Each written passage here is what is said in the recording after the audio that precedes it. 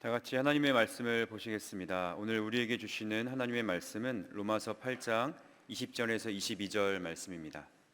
신약성경 249페이지 부근에 있습니다.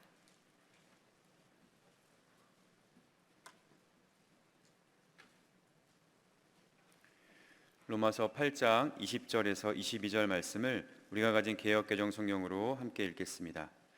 피조물이 허무한 데 굴복하는 것은 자기 뜻이 아니요 오직 굴복하게 하시는 이로 말미암음이라. 그 바라는 것은 피조물도 썩어짐의 종노릇한 데서 해방되어 하나님의 자녀들의 영광의 자유에 이르는 것이니라. 피조물이 다 이제까지 함께 탄식하며 함께 고통을 겪고 있는 것을 우리가 아느니라. 아멘. 하나님께 귀한 예물을 드렸습니다. 드리신 예물에 하나님께서 응답해 주실 줄 믿습니다. 이 시간 한성민 목사님 나오셔서 드리신 예물에 기도해 주시고 인간의 죄의 제목으로 말씀 전하실 때 하나님의 음성 듣는 시간이 되시길 소원합니다. 얼마 전 기초생활수급자로 생활고에 시달리던 60대 아내는 건강이 악화되어 걷기조차 힘들게 되었고 병원에 가서 진료를 받았습니다. 그런데 진료를 받친 의사는 골수암이 의심되니 큰 병원에 가보라 진단을 내리게 됩니다. 이에 진료비가 부담이 되었던 남편은 그만 아내를 살해하게 되고 자신도 아내를 따라가려 시도했으나 실패하게 됩니다. 그리고 결국 경찰에 잡히게 되죠. 뉴스를 접한 사람들은 이 사건을 두고 이런저런 말들을 하였습니다. 그중에 어떤 사람이 이런 댓글을 남긴 것을 보았습니다. 도대체 신은 뭐 하고 있는 것인가? 도대체 신은 뭐 하고 있는 것인가? 신이 있다면, 신이 능력이 있다면 어떻게 이 부부가 가난이라는 고난을 겪어야만 했고 거기에 골수암이라는 고난까지 겪도록 내버려 두었냐는 것이죠. 다시 말해 이 부부의 고난은 신의 잘못 때문이라는 것입니다. 사실 사람들은 이처럼 고난의 원인을 하나님에게서 찾으려는 경향을 보일 때가 있습니다. 가난, 질병, 죽음과 같은 개인의 고난에서부터 태풍, 지진 같은 자연재해, 국가 간의 전쟁이나 테러 같은 고난은 결국 하나님께서 안 계시기 때문이거나 하나님의 능력이 제한적이기 때문이거나 하나님께서 사랑으로 돌보시지 않기 때문이라고 생각하는 것입니다. 왜냐하면 이게 너무나 쉽기 때문인 것이죠. 여러분 과연 그러합니까? 정말 하나님 때문에 이 땅에 그리고 우리의 삶에 고난이 찾아온 것일까요? 오늘 우리는 로마서 8장 20절부터 읽었습니다. 그런데 이 말씀은 문맥상 좀 뜬금없이 보입니다. 로마서 8장에서 사도 바울은 그리스도 예수 안에 있는 생명의 성령의 법으로 인해 죄와 사망의 법에서 해방된 성도는 하나님의 자녀가 되었으며 그리고 예수 그리스도와 함께 하나님의 기업을 상속받을 상속자가 되었다고 말씀하고 있습니다. 그러면서 우리는 예수 그리스도와 함께 영광을 받기 위하여 고난도 함께 받아야 함을 말씀합니다. 그러면서 18절에 이렇게 말씀하죠. 생각하건대 현재의 고난은 장차 우리에게 나타날 영광과 비교할 수 없도다. 이처럼 하나님의 자녀가 된 우리에게도 고난이 있음을 말씀하다가 사도 바울은 19절부터 갑자기 피조물에 대해 말씀하고 있습니다. 우리 19절 말씀 한번 읽어보겠습니다. 19절 시작. 피조물이 고대하는 바는 하나님의 아들들이 나타나는 것이니. 아멘. 사도 바울은 여기서 우리와 피조물을 구분하여 말씀하고 있습니다. 그러니까 여기서 말하는 피조물은 산, 강, 바다, 나무, 풀, 동물과 물고기 같은 것을 말하는 것입니다. 이러한 피조물들은 하나님의 아들이 나타나는 것을 고대한다고 말씀합니다. 여기서 고대한다는 것은 목 빼놓고 간절히 기다린다는 말입니다. 그러니까 피조물들은 예수 그리스도께서 재림하셔서 하나님의 사람들이 영광스러운 모습으로 변화될 때를 기다리고 있다는 것이죠. 하나님의 자녀인 우리들도 주님께서 다시 오실 날을 고대하고 있지만 피조물들도 우리 못지않게 주님 오실 날을 간절히 기다리고 있다는 것입니다. 그럼 그 피조물들은 왜 그렇게 주님 오실 날을 기다리고 있는 것일까요? 피조물들은 현재 고난 가운데 있기 때문입니다. 사도 바울은 피조물이 지금 당하고 있는 고난을 허무한데 굴복하고 있는 것이라 말씀하고 있습니다. 우리 20절 말씀 같이 한번 읽겠습니다. 시작. 피조물이 허무한데 굴복하는 것은 자기 뜻이 아니요 오직 굴복하게 하시는 이로 말미암음이라. 아멘. 여러분, 허무하다는 것은 아무것도 없이 텅 빈 상태를 의미합니다. 헛되고 보잘것없는 상태를 말합니다. 요즘 올림픽이 한창인데요. 얼마 전 스피드 스케이팅 경기에서 한 네덜란드 선수는 금메달을 딸 수 있었는데 중국 선수의 방해로 인해 메달 자체를 따지 못하는 안타까운 일이 있었습니다. 이 선수를 금메달을 따기 위해 매일 음식도 절제하고 강도 높은 훈련을 받으며 4년을 최선을 다해 달려왔는데 그만 아무 열매도 없게 된 것이죠. 뛰고 달리며 열심히 살았는데 아무런 열매가 없고 아무것도 남는 게 없는 것입니다. 이러한 상태를 허무하다라고 말합니다. 피조물은 이렇게 허무한 상태에 있다는 것입니다. 아무리 노력해도 하나님께서 창조하신 대로 기능을 발휘하지 못한 상태가 계속되고 있다는 거예요. 21절에는 피조물의 상태가 더욱 절망적이라 말씀합니다. 그 바라는 것은 피조물도 썩어짐의 종로를 탄데서 해방돼요. 여러분, 피조물은 지금 부패하여 썩어진 상태로 있다고 말씀하고 있습니다. 여러분, 고기가 썩은 상태로 계속되면 어떻게 됩니까? 부식되어 용해되어 버리고 말 것입니다. 이처럼 피조물이 지금 썩어진 상태에 있다는 것은 피조물은 현재 사망과 멸망의 세력에 억눌려 있으며 마침내 소멸되게 될 수밖에 없는 상태라는 것입니다. 여러분, 그럼 왜 이렇게 피조물은 허무한 상태 그리고 썩어진 상태에 있는 것일까요? 우리 다시 한번 20절 말씀 다시 한번 읽겠습니다. 시작. 피조물이 허무한데 굴복하는 것은 자기 뜻이 아니요 오직 굴복하게 하시는 이로 말미암음이라. 아멘. 여러분, 이게 무슨 말씀입니까? 우리가 이 말씀을 이해하기 위해서는 창세기 3장을 읽어야 합니다. 여러분, 창세기 3장에서 어떤 일이 일어났습니까? 바로 아담과 하와가 하나님의 말씀에 불순종하여 선악과를 먹게 됩니다. 그 뒤에 선악과를 먹은 이유는 하나였습니다. 하나님 자리에 앉아 하나님 없는 삶을 살아보겠다는 것입니다. 내가 주인이 되고 내가 중심이 되어 살아보겠다는 것입니다. 그래서 그들은 하나님께서 정해놓으신 선을 넘어버렸습니다.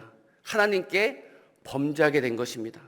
그리고 하나님께서는 그렇게 죄를 지은 아담에게 이렇게 말씀하셨습니다. 우리 창세기 3장 17절 18절 같이 한번 읽겠습니다. 시작.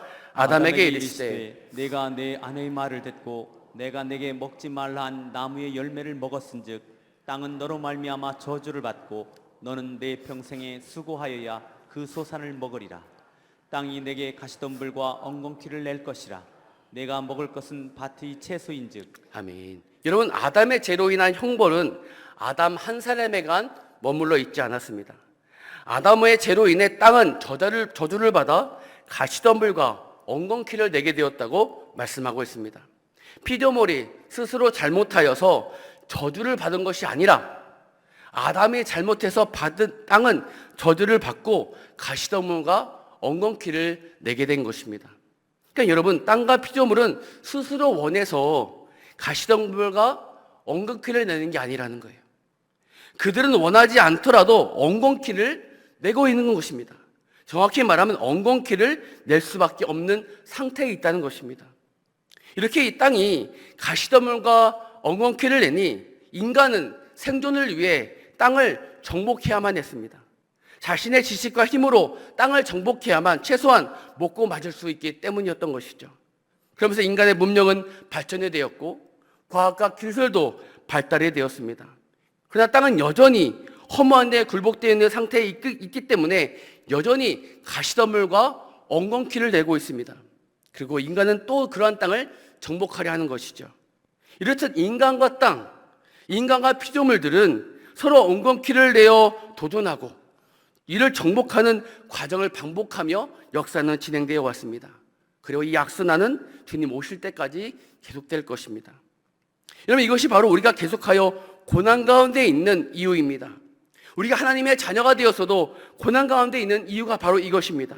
아담의 죄로 인해 땅이, 피조물이 저주를 받아 계속하여 땅에 엉겅퀴를 내고 있기 때문에 우리의 삶에 고난이 있는 것입니다. 여러분, 가난, 질병, 죽음의 고난뿐 아니라 자연재해도 땅에 엉겅퀴를 내고 있기 때문에 생기는 것입니다. 아무리 과학과 기술이 발달되었어도 계속 엉겅퀴를 내는 것을 막을 수가 없습니다. 오히려 더욱 강화되고 더욱 심해질 뿐입니다. 코로나 때도 엄청나게 고생했는데 앞으로 더 강한 바이러스가 생길 수 있다고 전망하고 있지 않습니까? 여러분, 국가 간에 왜 전쟁을 합니까? 이 또한 땅이 엉겅퀴를 내기 때문이에요. 지금도 어려운데 앞으로도 어려울 것 같으니 전쟁을 감수하고서라도 그 땅들을 차지하려고 하는 것입니다. 근데 여러분, 원래는 이렇지 않았습니다. 우리 하나님은 6일 동안 세상을 창조하셨습니다. 모든 것을 창조하셨습니다. 그 6일째 마지막에 사람을 창조하셨어요. 즉 하나님께서는 인간에게 완벽한 환경을 만들어 주신 다음에 인간을 만들어 주셨다는 것입니다.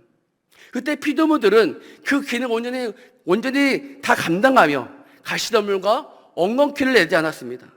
그때 인간과 피조물은 사람이 심은 대로 거둘 뿐 아니라 풍성한 것으로 사람들은 거둘 수가 있었습니다.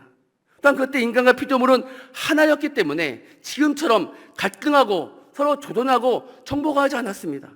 인간과 피조물은 서로 완전한 조화를 이루어 서로 협력하며 서로를 세워주는 관계로 서 있었습니다. 그래서 그때 인간에게는 가난과 질병이 없었습니다. 그때 인간에게는 어려움이 없었습니다. 그 땅에는 태풍과 지진과 같은 자연재해도 없었습니다. 전쟁도 없었습니다. 그때는 오직 하나님 안에서 누릴 수 있는 풍성함과 평안만이 가득하였습니다. 그런데 이 모든 것이 아담의 죄로 인해 무너져 버린 것입니다. 그리고 그로 인해 고난이 우리에게 찾아온 것입니다. 그럼 이런 질문을 가지는 분이 있을 수 있습니다. 범죄한 것은 아담인데 내가 왜 이런 고난을 받아야 합니까? 내가 범죄한 것도 아닌데 아담이 태초에 범죄한 것인데 내가 왜 그 피해를 받아야 되는 것입니까? 라고 물을 수 있는 사람이 있을 것입니다. 아담이 범죄한 것과 내가 무슨 상관이 있냐는 것이죠. 여러분, 아담은 모든 인류를 대표합니다. 다시 말해 아담은 저와 여러분입니다. 우리 로마서 5장 12절 말씀 같이 한번 읽겠습니다. 시작. 그러므로 한 사람으로 말미암아 죄가 세상에 들어오고 죄로 말미암아 사망이 들어왔나니 이와 같이 모든 사람이 죄를 지었으므로 사망이 모든 사람에게 이르렀느니라. 아멘. 여러분, 아담이 범죄했다는 것은 곧 내가 범죄했다는 것입니다. 뿐만 아니라 이미 우리 안에는 아담의 DNA가 있어서 사실 인류는 계속해서 아담의 그 죄된 모습을 가지고 있어 왔습니다. 하나님 없이 내가 주인되고 내가 중심되어 살아가는 죄된 모습을 계속하여 인류는 보여왔습니다. 여러분, 바벨탑 사건을 보십시오. 이스라엘 백성들의 모습을 보십시오. 세계사를 보십시오.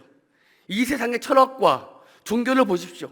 인류는 계속하여 아담이 그리했던 것처럼 다 하나님 없이 내가 주인되고 중임되어 살겠다는 모습을 계속하여 보여왔습니다.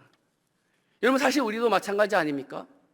하나님의 자녀가 되었으나 여전히 내가 주인되고 싶어합니다. 스스로 선악을 결정하고 싶어합니다. 자기 중심적으로 생각하고 말하고 행동합니다. 하나님의 자녀가 되었음에도 여전히 죄의 영향 아래 있어 이런 자기 중심성, 이기적인 모습이 우리 가운데 있다는 것입니다. 그리고 이런 나의 죄된 모습 때문에 지금도 다른 사람들, 이 땅과 피조물들은 고통을 당하고 있다는 것입니다. 여러분, 나의 죄된 모습으로 인해 자녀들, 가족들에게 우리는 얼마나 많은 상처를 주었습니까?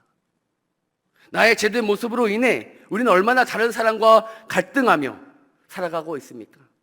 우리는 얼마나 하나님께 주신 환경을 오염시키고 있으며 피조물들에게 아픔을 주며 살아가고 있습니까? 그러니까 이 땅을 엉겅퀴를 내는 것은, 피조물이 허무한 데 굴복하고 있는 것은 다 나의 죄로 인한 결과 때문이라는 것입니다. 그리고 더 나아가 이로 인해 우리의 삶에 고난이 있는 것, 이 나라 민족의 고통 가운데 있는 건 역시 모두 나의 죄로 인한 결과라는 것입니다. 그래서 여러분, 고난의 문제 앞에서 우리는 교만해질 수 없습니다. 비겁하게 다른 사람 탓할 수가 없습니다. 무책임하게 있지도 않습니다. 나의 죄로 인한 결과임을 겸허하게 받아들이고 겸손한 자세로 살아갈 수밖에 없습니다. 그래서 여러분, 신문과 뉴스를 보시며 다양한 고통의 소리, 재해의 소리, 전쟁의 소리 들릴 때 우리는 그것을 나와 상관없는 문제로 치부하시면 안 되는 것입니다. 남 탓하며 혀만 차고 있으면 안 되는 것입니다. 그 모든 것은 나의 죄로 인한 결과이니 나의 문제로 여겨야 합니다. 내 탓으로 여기고 정말 마음 아파하며 눈물로 회개하며 기도해야 하는 것입니다. 일말의 책임의식을 가지고 회개하며 기도하는 사람이 되어야 하는 것입니다. 지금 한국교회의 문제가 무엇입니까? 회개가 없다는 것입니다. 왜 회개가 없습니까? 내 잘못이 없다는 거예요. 내 책임이 아니라는 것입니다. 나는 의인인데, 나는 의롭게 되었는데 내 책임이 아니라는 것입니다. 내 책임이 아니라 저 사람 때문에라는 것입니다. 이 나라가 병들어 가고 있는데도, 이렇게 고난과 아픔이 가득한데도, 다음 세대가 너무나 걱정인데도 다른 사람 탓만 하고 있습니다. 환경 탓만 하고 있습니다. 이 시대가 이러하니 어쩔 수가 없어. 저 사람 때문이야, 저 정부 때문이야, 다른 사람만 탓만 하고 있다는 것입니다. 근데 여러분, 우리의 믿음의 선배들은 안 그랬습니다. 그들은 감당할 수 없는 삶의 문제 앞에서, 나라와 민족의 위기 앞에서 그들은 회개하였습니다. 자신의 문제, 자신의 아픔으로 받아들이고 더 기도하지 못했던 것, 더 엎드리지 못했던 것, 더 하나님의 자녀로 살지 못했던 것을 그들은 회개하였습니다. 마룻바닥의 패기까지 눈물로 죄를 회개하며 기도하고 또 기도하며 기도하였습니다. 우리도 마찬가지로 이러한 책임 있는 신앙을 가져야 합니다. 회개를 회복해야 합니다. 나의 죄로 인해 내 삶에 이렇게 고통이 있음을 인정하고, 우리의 가정에 이 나라 민족의 아픔이 있음을 통렬하게 깨닫고 정말로 회개하며 기도해야 합니다. 회개해야 이 땅이 살아나는 것입니다. 회개해야 우리의 가정이 살아나는 것입니다. 회개를 회복해야 우리의 심령에 다시 한번 주의 부흥이 임하게 되는 것입니다. 우리 역대하 7장 14절 말씀 같이 한번 읽겠습니다.